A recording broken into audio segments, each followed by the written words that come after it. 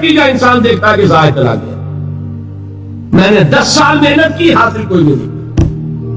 یہ ثمرات کیا ہے؟ محنتیں, محنتوں کے ثمرات کا ضیاع. کوشش آپ نے کی, قسمت کی خوبی دیکھی ہے, ٹوٹی کہا کمن, 2-4 حاجت کے لبے باندھ ہے. Be prepared. ایک شاعر کے یہ اشعار ہیں, وہ کمیونسٹ تھا, میں نام بھی نہیں لیتا, لیکن یہ کہ یہ اسی انقلابی, چونکہ ان کا بھی ایک انقلابی نظریہ ہے, انقلابی عمل میں یہ سارے مراحل آتے ہیں. کوئی سیٹ بیک آیا فرض کیجئے, کوئی ناکامی ہو گئی, تو اپنے ساتھیوں کو دل بندھانے کے لیے یہ فصل امیدوں کی ہمدم, اس بار بھی غارت جائے گی, سب محنت صبح و شاموں کی اب کے بھی اکارت جائے گی. میرے نبی کے ثمرات کا لفظ یہاں آیا ہے, وَنَقْصٍ مِنَ الْأَمْوَالِ وَالْأَنفُسِ وَالثَّمَرَاتِ. سب محنت صبح و شاموں کی اب کے بھی اکارت جائے گی. دھرتی کے کونوں کھدروں میں پھر اپنے لہو کی کھاد بھرو, پھر مٹی سینچو اشکوں سے, پھر اگلی رت کی فکر کرو, پھر اگلی رت کی فکر کرو, جب پھر ایک بار اجڑنا ہے. ایک فصل پکی تو بھر پایا, تب تک تو یہی کچھ کرنا. ایک مقصد ہے صاحب, انقلاب برپا کرنا ہے. ایک کوشش ناکام ہو جائے کوئی پرواہ نہیں, پھر تیار رہو ناکامی کے لیے. ایسا نہ ہو جو انگریزی میں کہتے ہیں hope for the best but be prepared for the worst. ایسا نہ ہو کہ دوسری مرتبہ ناکام ہو کے بدبین ہو جاؤ, تمہاری ہمتیں جواب دے جائیں. نہیں, پہلے سے تیار رہو کہ دوسری مرتبہ بھی ناکامی آئے تو آئے, لیکن جب تک کہ کامیابی حاصل نہیں ہوتی ہمیں یہ کام کیے تھے. دیکھیے سیرت میں آیا کہ نہیں یہ واقعہ.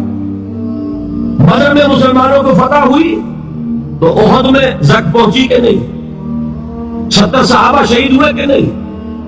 اگر ان کی ہمتیں جواب دی جاتی تو گاڑی کیسے چلتی آگے. تو فرمایا وَلَنَبْلُوَنَّكُمْ بِشَيْءٍ مِّنَ الْخَوْفِ وَالْجُوعِ وَنَقْصٍ مِّنَ الْأَمْوَالِ وَالْأَنفُسِ وَالثَّمَرَاتِ. ہم تمہیں لازم آزمائیں گے خوف کی کیفیت سے, فقر و فاقے کی کیفیت سے, بھوک سے, جان کے نقصان سے, مال کے نقصان سے, محنتوں کے حاصل کے ضائع ہو جانے سے. وَبَشِّرِ الصَّابِرِينَ. اور اے نبی بشارت دیجئے صبر کرنے والوں. الَّذِينَ إِذَا أَصَابَتْهُمْ مُصِيبَةٌ, وہ کہ جب ان پر کوئی تکلیف آئے, کوئی مصیبت آئے, کوئی آزمائش آئے, قالوا انا للہ وانا الیہ راجعون, وہ یہ کہے کہ ہم اللہ ہی کے ہیں, اللہ ہی کی طرف لوٹ جانا ہے. یہ وہی انداز ہے جو میں نے فارسی کا شعر سنایا تھا آپ کو کہ سر تسلیم خم ہے جو مزاج یار میں. وہ ہمارا مولا ہے, ہمارا آقا ہے. اگر اسے یہی منظور ہے تو ہمیں بھی یہی منظور. میں نے تسلیم و رضا کی بات کی تھی نا, آپ کو کچھ شعر سنائے تھے. ایک شعر اور سنیے, اور یہ کس کا ہے؟ محمد علی جوہر کا. ایک مرتبہ جیل گئے, ان کی ایک بیٹی جوان بیمار ہوئی, فوت ہو گئی. باہر چھوڑا انگریز نے, جاؤ بھائی دفن کر دو بیٹی کو. دوسری مرتبہ جیل گئے, دوسری جوان بیٹی اسی مرض میں مبتلا ہوئی. اب یہ جیل میں ہے, خبر پہنچی کہ دوسری بیٹی کے اوپر بھی اسی مرض کا حملہ ہوا. ایک نظم لکھی ہے جس کا آخری شعر یہ ہے, تیری صحت ہمیں منظور ہے لیکن اس کو نہیں منظور تو پھر ہم کو بھی منظور نہیں. یہ جب تک یہ کیفیت نہ ہو اس میدان میں آدمی ثابت قدم نہیں رہ سکتا کہ میرے رب کو اگر یہ منظور ہے تو یہی مجھے منظور, اور تیری صحت ہمیں چاہیے تو ضرور, لیکن ہمارے رب کو منظور نہیں تو ہمیں بھی منظور. راضی برضائے رب. وَبَشِّرِ الصَّابِرِينَ الَّذِينَ إِذَا أَصَابَتْهُمْ مُصِيبَةٌ قَالُوا إِنَّا لِلَّهِ وَإِنَّا إِلَيْهِ رَاجِعُونَ. نہ شود نصیب دشمن کے شود ہلاکے تیغت, سر دوستہ سلامت کے تو خنجر آزما. اولئک علیہم صلوات من ربہم ورحمہ. یہی ہے وہ لوگ جن پر ان کے رب کی طرف سے عنایتیں ہیں اور رحمتیں ہیں. وَأُولَٰئِكَ هُمُ الْمُهْتَدُونَ. اور یہی ہے وہ لوگ جو کامیاب ہونے والے ہیں, ہدایت پانے والے, ہدایت یافتہ. اسی سورہ بقرہ میں ذرا آگے چل کر, یہ تو ہے 20واں رکوع, 19واں رکوع, ابھی 21ویں رکوع کی پہلی آیت ہے، لیس البر ان تولوا وجوہکم قبل المشرق والمغرب ولکن البر من آمن باللہ والیوم الآخر والملائکۃ والکتاب والنبیین وآتى المال على حبه ذوي القربى واليتامى والمساكين وابن السبيل والسائلين وفي الرقاب وأقام الصلاة وآتى الزكاة والموفون بعهدهم إذا عاهدوا والصابرين في البأساء والضراء وحين البأس۔ اب یہ آیت جو ہے سورۃ العصر میں جو مضامین آیت ہے سارے اس میں موجود ہیں۔ وہاں ایمان کا لفظ آیا، یہاں 5 ایمانیات کی تفصیل آ گئی، اعمال کی تفصیل آئی، اور آخری بات وہاں کیا ہے؟ وتواصوا بالصبر، یہاں کیا ہے؟ والصابرین فی البأساء والضراء وحین البأس، اور صبر کرنے والے، اصل نیکی ان کی ہے جو صبر کرے، کس میں؟ جنگ کے وقت، ضرائے، بأسائے، بأسا کہتے ہیں فقر اور فاقہ، واحد آئے گا باس تو اس کے معنی جنگ، اور باسا جمع میں آئے گا تو فاقہ، فقر، بھوک، اور ذرائع جسمانی تکلیف، ضرر، جسمانی تکلیفوں میں صبر کرنے والے، فقر اور فاقے میں صبر کرنے والے، اور جنگ کے وقت صبر کرنے والے، اولئک الذین صدقوا واولئک هم المتقون، یہ ہیں وہ لوگ جو صبر کرنے والے ہیں، یہ ہیں جو سچے ہیں، جو اپنے دعوے میں نیکی کے اور ایمان کے ثابت ہیں، اور یہی وہ لوگ ہیں جو متقی۔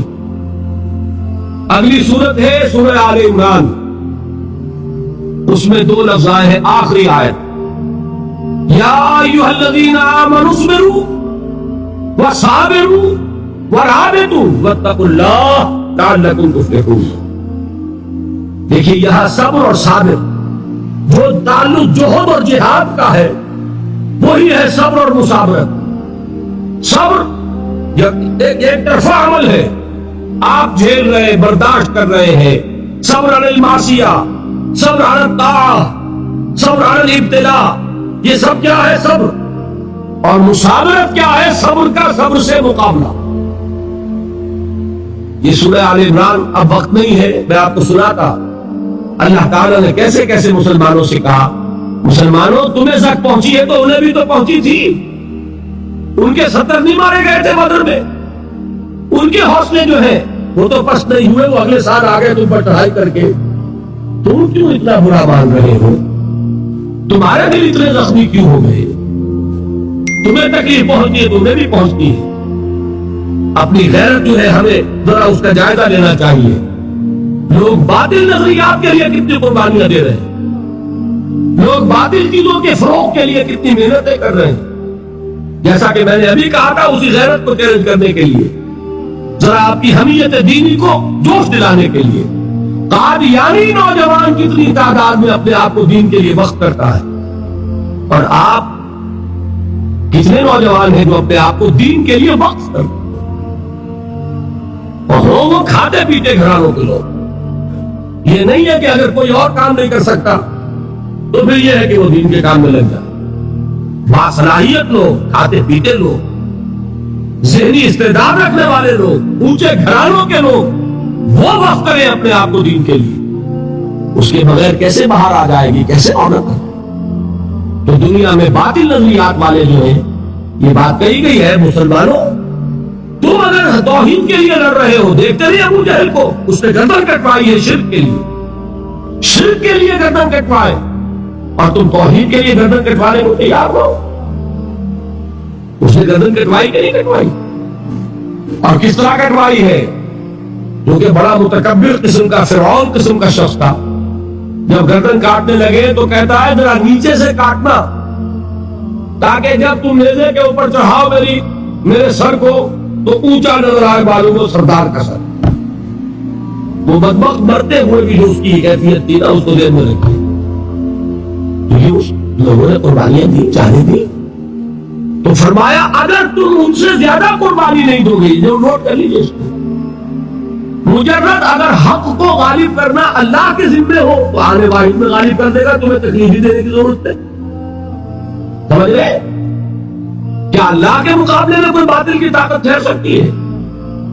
یہ تمہارے ایمان کا امتحان ہے، یہ تمہارے خلوص کی آزمائش ہے، یہ تمہارے امتحان کا ثبوت درکار ہے کہ اللہ تعالیٰ دیکھنا چاہتا ہے تم اس کے لیے اپنی جانیں قربان کرنے کو تیار ہو کہ نہیں، تم اس کے لیے تن من دھن لگانے کو تیار ہو کہ نہیں۔ اور یہ جان لو کہ اگر کفار اور مشرکین اور ملحدین اور باطل نظریات والے وہ جو کچھ قربانیاں اپنے باطل نظریات کے لیے دے رہے ہیں ان سے زیادہ اگر تم نہیں دو گے تو حق غالب نہیں ہوگا۔ انہوں نے جو صبر کیا ہے اپنے باطل نظریات پر، اگر تم اس سے زیادہ صبر کا ثبوت نہیں دو گے اپنے اس حق پر تو حق غالب نہیں ہوگا۔ اس لیے فرمایا یا ایھا الذین آمنوا اصبروا وصابروا، نہ صرف یہ کہ صبر کرو بلکہ صبر میں اپنے دشمنوں سے آگے نکلو، ان کے صبر سے بڑھ کر صبر کرو۔ وَرَابِطُوا، مرابطہ کہتے ہیں چوکس رہنا، ہوشیار، پہرا دو، ایسا نہ ہو کہ دشمن جو ہے غفلت میں تمہارے اوپر کوئی حملہ جو ہے کر بیٹھے۔ وَاتَّقُوا اللَّهَ، اور اللہ کا تقوی اختیار کرو، لعلکم تفلحون، تاکہ تم فلاح پاؤ۔